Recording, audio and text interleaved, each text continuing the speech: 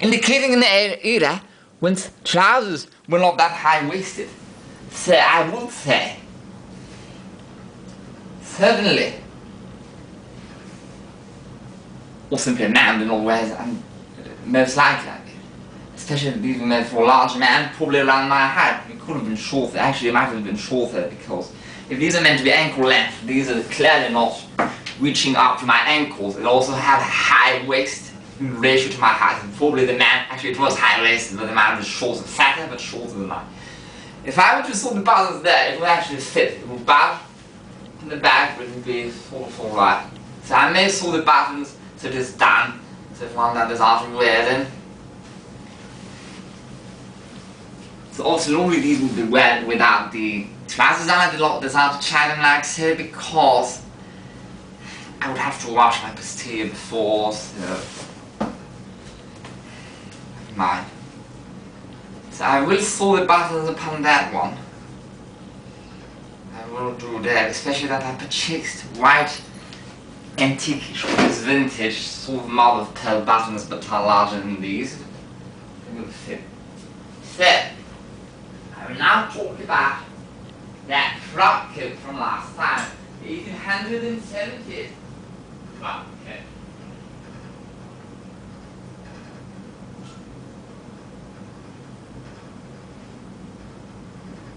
How does one know that it is most likely from 1875?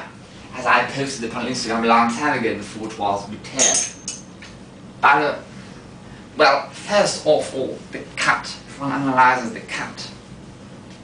And how does one know the class, the social class? I know this French because simply it was from France, and it's from the seller that has all these massive amounts of items at ridiculously low prices. This was for 5 euros.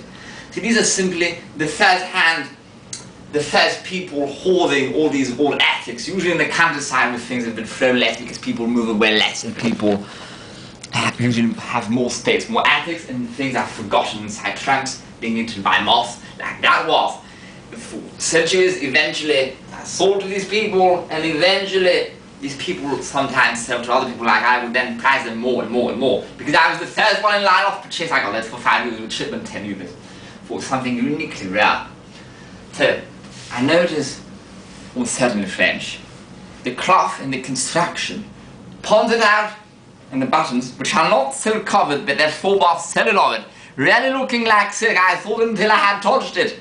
And I never saw that in your life. So I actually saw from the back with a visual frame, which is a wax thread, which they stopped using later on, as the mercantile thread by the 1890s and before that 1880s. As a loophole, so if it were to break, I could easily put it back in. But I like to keep the original thread down if I do not button it. What marks the decade? The decade is marked by the sleeves pitch. If I was there, below the French hip,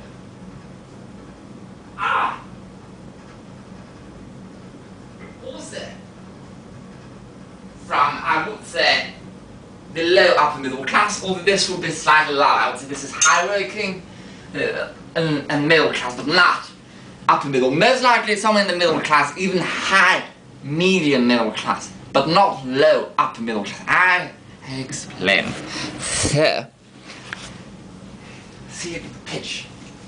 That one is a more direct forward pitch. This one is more rounded.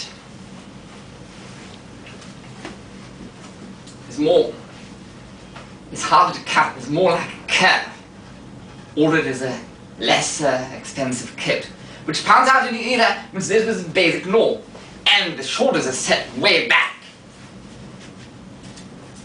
Because the ideal posture was more chest puffed forward, and for the natural curve of the arm, almost nobody stands usually as in there. This common posture like this. Yes, military man might do so in a parade, but otherwise stand with their arm like so, and the idea was the arm, the sleeve had to follow the arm, that it will be unwrinkled in its natural most often for most people natural position. And the armholes being set way back, cut back and not so much forward, and courageous, and will at least give the illusion of a more chest puffed forward posture. But there are more direct evidence that is actually cut very ample, and yet the collar, observe how this is made for a larger man, the more modern one. This is probably from 1903 to 1908 is the most likely. The gorge is called, where the collar meets the wrapper. It's shorter here than it is there. Also observe how this is a more forward coat. This is a double-breasted coat, longer, made out of the broadcloth fabric. This is made out of a twill, diagonal twill. I'm almost certain mixed cotton and wool, perhaps 60% wool, 40% cotton. It holds wrinkles superbly well. It does not hold wrinkles. It is as tough as bulletproofing. It is actually warmer than this 100% wool thing. Although it has even less structure. This is also the thing. Even less. This is hardly padded, especially for a forward coat, especially from the 1900s compared to British coat, but there's still clearly a padding in the shoulder and the wadding in here. One may feel it. There's a wadding there. Wadding is what they put after the padding to create that raised look. It is not much, especially compared to modern things, but it is there. And that thing, there's hardly anything. There's hardly any structure in the entire coat. See, the shoulder, the cloth. Remember that the cloth is very heavy and dense, and still there's nothing. See, no wrinkles. The lining even is a polished cotton, but it's hardly polished and quite thick. So less luxurious than that. And yet the cut it is a full frock coat with a complete waist seam. And yet the frock coat is short. This was not repaired for a time. This was actually purchased and not worn that much before being stolen and eaten away by moths. I'm almost certain it was not, the rest of it is not worn out in a manner which is through wear, if that makes sense, to the point that they would have necessitated to cut it shorter. So I'm almost practically certain it was ordered to be that short. Pointing out to an era when frock-coat, even double-breasted styles, were so popular in all was a more formal era, that even a less formal frock coat, because it has no peaked lapels, you may think this is not very full, this is not very peaked.